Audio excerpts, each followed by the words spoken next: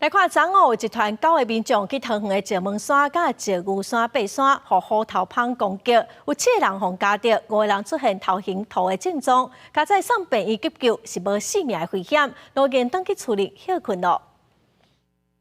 有没有呼吸不舒服或是有过敏病史的？如果爬山人互蜂叮到，代志发生伫咧20早起11点左右。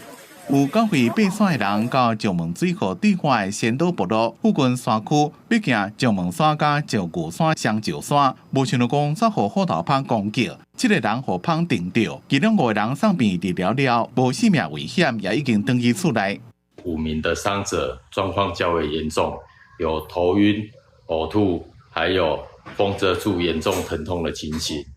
所幸还能行走，引导前往码头。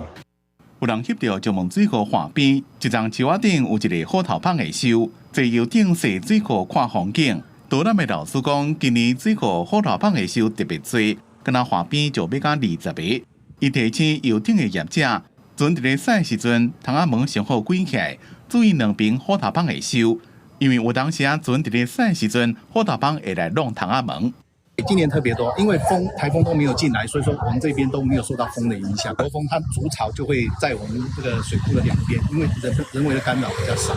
福兴消防分队讲，每年8月到11月是虎头蜂较活跃的时期。今年全台湾各地发生几路件登山客和规定蜂攻击的案例，提醒民众，若是拄到虎头蜂攻击，要冷静，身躯压较激烈，赶紧离开。 千万唔通大声喊，也唔通用手机甲压，避免互虎头蜂攻击。